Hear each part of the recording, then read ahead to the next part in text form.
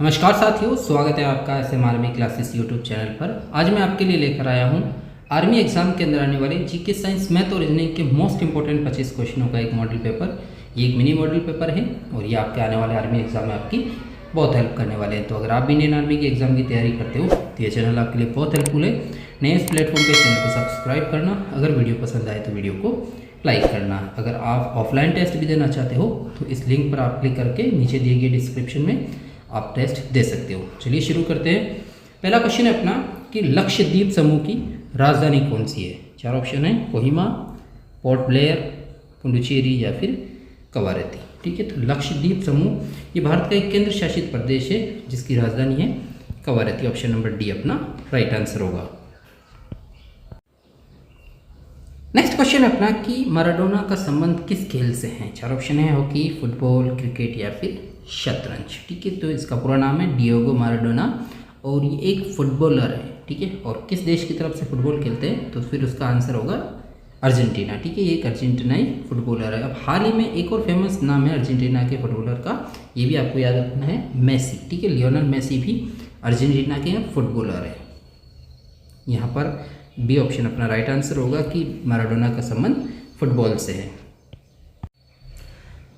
Next question है अपना कि निम्नलिखित में से किस ग्रह का अपना कोई प्राकृतिक उपग्रह नहीं है। चार ऑप्शन है, शनि, शुक्र, मंगल या फिर बृहस्पति। ठीक है, तो अपने सौर परिवार में टोटल 8 ग्रह हैं और इन 8 में से 2 ऐसे ग्रह हैं जिनका कोई भी प्राकृतिक उपग्रह नहीं है। ठीक है, उसमें से एक है शुक्र। ठीक है, और दूसरा बुध है। ठीक है, शुक्र और बुध का कोई भी उपग्रह नहीं है। बाकी शनि, मंगल और बृहस्पति इन सब के उपग्रह है। सबसे ज़्यादा उपग्रह की अगर हम बात करें तो शनि ग्रह के सबसे ज़्यादा उपग्रह हैं जिनके टोटल 82 यानी 82 चांद है, जबकि बृहस्पति के 79 चांद है और मंगल के 2 चांद है। ठीक है, अब आप मेरे को कमेंट में बताएंगे कि पृथ्वी के कितने चांद है। अगला क्वेश्चन है अपना कि पाकिस्तान के प्रथम प्रधानमंत्री कौन थे। वो is the first prime minister of Pakistan. चार ऑप्शन है, मोहम्मद अली जिन्ना, लियाकत अली खान, ख्वाजा मोइनुद्दीन या फिर मोहम्मद अली बोगरा। ठीक है, तो इनमें से पाकिस्तान के जो पहले प्रधानमंत्री है वो है Liaquat Ali Khan. Option number B अपना राइट आंसर होगा। ये जब पाकिस्तान आज़ाद हुआ था भारत के एक दिन पहले यानी 14 अगस्त 1947, तब से ये पाकिस्तान के प्रधानमंत्री थे और 1951 में इनकी हत्या कर दी गई। नेक्स्ट क्वेश्चन अपना कि भारत में प्रथम अखबार कौन सा प्रकाशित हुआ था। चार ऑप्शन है, बॉम्बे हेराल्ड, दिग्दर्शन, बंगाल गैजेट या फिर उद्दंड मार्तंड। इनमें से भारत के अंदर प्रकाशित होने वाला जो पहला समाचार पत्र था उसका नाम था the Bengal gazette. Option number C अपना राइट आंसर होगा और इसको प्रकाशित करने वाले व्यक्ति थे James Augustine Hicky. Next question अपना कि संसद में भारत का बजट पेश करने वाली पहली महिला कौन थी। चार ऑप्शन है, सरोजिनी नायडू, सुचेता कृपलानी, निर्मला सीतारमण या फिर इंदिरा गांधी। ठीक है, तो भारत में देखो बजट पेश करते हैं वित्त मंत्री और भारत की जो पहली महिला वित्त मंत्री का कार्यभार संभाला था इंदिरा गांधी ने। तो सबसे पहले भारत की संसद में बजट पेश करने वाली महिला इंदिरा गांधी थी। 1977 में उन्होंने बजट पेश किया था। ऑप्शन नंबर डी अपना राइट आंसर होगा। नेक्स्ट क्वेश्चन है, निम्नलिखित में से कौन सा स्थान कांच की चूड़ियों और कांच के बर्तन के उत्पादन के लिए प्रसिद्ध है। चार ऑप्शन है, फारुखाबाद, फिरोजाबाद, फतेहपुर या फिर फैजाबाद। ठीक है, तो इनमें से कौन सा शहर है जो कांच की चूड़ियों के उत्पादन के लिए फेमस है। तो बी ऑप्शन अपना राइट आंसर होगा, फिरोजाबाद। नेक्स्ट क्वेश्चन है अपना कि क्यूबा मिसाइल संकट किस वर्ष से संबंधित है। ठीक है, तो सबसे पहले मैं आपको बताना चाहता हूँ कि क्यूबा मिसाइल संकट क्या है।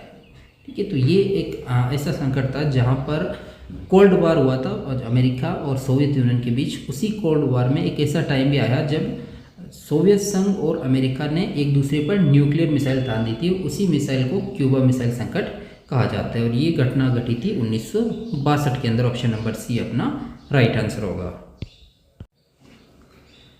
अगला सवाल है अपना साइंस का कि मछलियों का पालना क्या कहलाता है। ठीक है, चार ऑप्शन है, एपीकल्चर, सेरीकल्चर, हॉर्टिकल्चर या फिर पीसीकल्चर। ठीक है, तो मछलियों का पालना या फिर मत्स्य पालन कहलाता है पीसीकल्चर। डी ऑप्शन अपना राइट आंसर होगा। नेक्स्ट है प्रत्यावर्ती धारा को दिष्ट धारा में परिवर्तित करने वाली युक्ति को क्या कहते हैं। ठीक है, अल्टरनेटिव करंट को डायरेक्ट करंट या फिर एसी को डीसी में किसके द्वारा बदला जाता है। चार ऑप्शन है, इन्वर्टर, रेक्टिफायर, ट्रांसफार्मर या फिर ट्रांसमीटर। ठीक है, तो इनमें से एसी को डीसी में बदलने वाली युक्ति है रेक्टिफायर। ऑप्शन नंबर बी अपना राइट आंसर होगा, जबकि इन्वर्टर डीसी को एसी में कन्वर्ट करता है।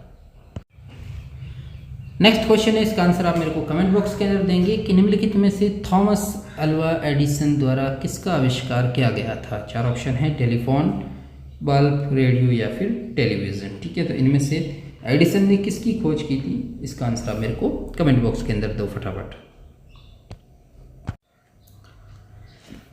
अगला क्वेश्चन है अपना कि सोने के आभूषण बनाते समय सोने में क्या मिलाया जाता है। चार ऑप्शन है, चांदी, तांबा, निकल या फिर उपयुक्त सभी। ठीक है, तो आमतौर पर प्योर जो गोल्ड होता है 24 कैरेट का, उससे आभूषण नहीं बनते हैं, उसमें कुछ ना कुछ मिलाते हैं तभी जाकर उससे आभूषण बनते हैं। तो देखो यहाँ पर ज़्यादातर सोने के अंदर तांबा मिलाया जाता है, लेकिन चांदी और निकल भी मिलाई जाती है। तो ऑप्शन नंबर डी अपना करेक्ट आंसर होगा, उपयुक्त सभी।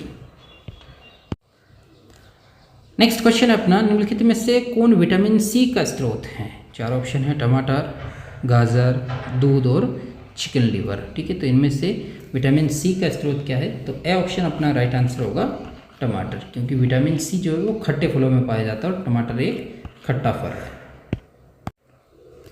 अगला क्वेश्चन है अपना कि निम्नलिखित में से कौन सी धातु ऊष्मा की सबसे अच्छी चालक है। चार ऑप्शन है, पारा, चांदी, लीड या फिर जस्ता। ठीक है, तो ऊष्मा की जो सबसे अच्छी चालक है वो है चांदी। ऑप्शन नंबर बी अपना राइट आंसर होगा। ठीक है, इसके अलावा चांदी ऊष्मा के अलावा विद्युत की सबसे अच्छी चालक भी है। अगला क्वेश्चन है अपना कि कास्टिक सोडा का रासायनिक नाम क्या है। चार ऑप्शन है, sodium hydrogen carbonate, sodium carbonate, sodium chloride या फिर सोडियम हाइड्रोक्साइड। ठीक है, तो इनमें से कास्टिक सोडा किसे कहा जाता है, तो ऑप्शन नंबर डी अपना राइट आंसर होगा, सोडियम हाइड्रोक्साइड का। ठीक है, कास्टिक सोडा का फॉर्मूला है NaOH। थर्ड पार्ट है अपना मैथ का, और मैथ का क्वेश्चन नंबर 16 है कि यदि √3 बराबर 1.732 हो तो √12 का मान क्या होगा। देखो √3 की वैल्यू दे रखी है 1.732, तो हमें √12 का मान बताना है। ठीक है, देखो √12 का मान अगर हम निकाल सकते हैं तो वैसे भी निकाल सकते हैं, वरना अगर हम 12 के ऐसे दो टुकड़े करें जिसमें से कोई एक पूर्ण वर्ग हो। ठीक है, जैसे 4 × 3, 4 एक पूर्ण वर्ग है, तो यहाँ पर 4 का रूट होता है 2 और बचा अपने पास √3। अब 2 को हमें किससे गुणा करना है, बीच में कुछ नहीं तो गुणा होता है √3, और √3 की वैल्यू यहाँ दे रखी है 1.732, तो 1.732 को 2 से गुणा कर दो, 2 दूना 4, 3 दूना 6, 7 दूना 14, सिल का 1, 2 और 1 3, 3 संख्या छोड़ के पॉइंट लगा दो, तो यहाँ पर 3.164 ऑप्शन नंबर ए अपना करेक्ट आंसर होगा। नेक्स्ट क्वेश्चन है अपना कि 80% को दशमलव में व्यक्त कीजिए। ठीक है, डेसिमल में बदलना है हमें 80% को। ठीक है, तो अब देखो प्रतिशत दे रखा है 80%, अगर हम प्रतिशत के सिंबल को हटाएंगे तो यह हो जाएगा 80/100। ठीक है, प्रतिशत का आधार हमेशा 100 होता है, और दशमलव में बदलने के लिए हमें क्या करेंगे, 80 में 100 का भाग देना है, तो यहाँ 0 से ये 0 कट गया, एक 0 बचा है, एक संख्या छोड़ के पॉइंट लगा दो, यानी 0.8 होगा। ऑप्शन नंबर सी अपना राइट आंसर होगा। नेक्स्ट क्वेश्चन अपना कि यदि 37A + 37B बराबर 5661 हो तो A + B का औसत कितना होगा। देखो ये क्वेश्चन पूछा गया है 2019 का जो नागौर भर्ती एग्जाम हुआ था उसके अंदर इस क्वेश्चन को पूछा गया था। देखो यहाँ पर हमें A और B का औसत निकालना है, तो देखो यहाँ पर समीकरण दे रखी है 37A + 37B बराबर है 5661, दोनों में कॉमन क्या आ रहा है 37। ठीक है, क्या बचा अपने पास A + B बराबर है 5661। 37 गुणा में कहाँ चला जाएगा, भाग में, तो 37 का भाग हमें देना है 5661 में, यानी 37 से कम 37 बच गया अपने पास यहाँ 19। 196 में 37 का भाग कितनी बार जाता है 5 बार। ठीक है, 37 5 175 बच गया अपने पास यहाँ पर 11 बच गया। 111 में 37 का भाग 37 के 111, यहाँ पर टोटल कितना आ रहा है 153। ठीक है, 37 5 185। ठीक है, तो यहाँ पर 11 बच रहा है, और 111 में 3 बार जाता है 37 का भाग, तो 37 के 111, यानी कितना आ रहा है टोटल 153। अब यहाँ पर ए प्लस बी का योग आ रहा है 153। अब औसत निकालना, तो औसत क्या होता है, राशियों का योग बटा राशियों की संख्या। तो ए और बी कितनी संख्या है, 2, और 153 में अगर हम 2 का भाग देते हैं तो आएगा अपने पास 2 7 14, 1 बच गया, 2 6 12.5, तो 176.5 ए प्लस बी का औसत होगा। डी ऑप्शन अपना राइट आंसर होगा। अगला क्वेश्चन अपना 5:8 बराबर है 150:x, तो x का मान क्या होगा। ठीक है, देखो यहाँ पर ये दोनों बराबर है, तो बाह्य पदों का गुणनफल आंतरिक पदों का गुणनफल कर दो। 5 को x से गुणा किया तो 5x बराबर 8 × 150, ये 5 गुणा में भाग में चला जाएगा। अब जो कट रहा है उसको काट दो, 5 दिया 15, 0 का 0, और 8 को अगर हम 30 से गुणा करेंगे तो 240, x की वैल्यू होगी 240। डी ऑप्शन अपना राइट आंसर होगा। नेक्स्ट क्वेश्चन अपना कि 300 मीटर लंबी रेलगाड़ी 25 मीटर पर सेकंड की गति से 200 मीटर लंबे पुल को कितने समय में पार करेगी। ठीक है, देखो यहाँ पर चाल दे रखी है 25 मीटर पर सेकंड। इसका मतलब क्या होता है कि वे दूरी तय करती है 25 मीटर और कितने समय में, 1 सेकंड के अंदर। ठीक है, तो बताओ 300 मीटर लंबी रेलगाड़ी 200 मीटर लंबे पुल को, तो अगर कोई रेलगाड़ी किसी पुल को पार करती है तो ध्यान रखना हमेशा दोनों की लंबाई जुड़ जाती है। तो 300 और 200 कितना हो जाएगा, 500, यानी उसको 500 मीटर पार करना पड़ेगा, और 500 मीटर पार करने में कितना समय लगेगी, वो x क्रॉस मल्टीप्लाई कर दो, ये हो जाएगा 25x बराबर 500। 25 से 500 कटता है, 25 दूना 50, 0 का 0, 20 बार। ठीक है, तो कितने समय में पार कर लेगी वो, 20 सेकेंड के अंदर। सी ऑप्शन अपना राइट आंसर होगा।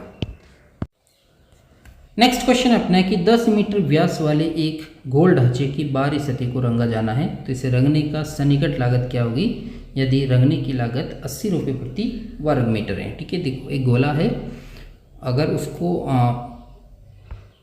ठीक है मान लेते हैं ये गोला है जिसका व्यास कितना है, 10 मीटर। ठीक है, अगर व्यास 10 है तो उसकी जो त्रिज्या है वो कितनी हो जाएगी, 5। अगर उसको रंगना है तो उस गोले का क्षेत्रफल निकलेगा, बार का क्षेत्रफल, और गोले का क्षेत्रफल क्या होता है, 4πr²। ठीक है, तो 4 की जगह 4, पाई की वैल्यू 22/7 और त्रिज्या है 5, तो 5 का स्क्वायर या 5 का स्क्वायर डायरेक्ट 25 लिख दो यहाँ पर। ठीक है, अगर हम यहाँ पर 22/7 की जगह 4 × 3.14 लिखते हैं इंटू 25। ठीक है, 25 को अगर हम 4 से गुणा करेंगे तो 100 × 3.14। ठीक है, अब देखो यहाँ पर टोटल उसका जो एरिया आ रहा है, अगर 100 को 3.14 से गुणा करेंगे तो ये 314 मीटर स्क्वायर आएगा। अब उसको अगर 80 रुपये प्रति वर्ग मीटर की लागत से अगर उस पर रंगत करनी है तो इसको 80 से गुणा कर दो, ये हो जाएगा 0, 8 × 4 = 32, हासिल का 3, और 8 और 3 12, 8 और 3 11, हासिल का 1,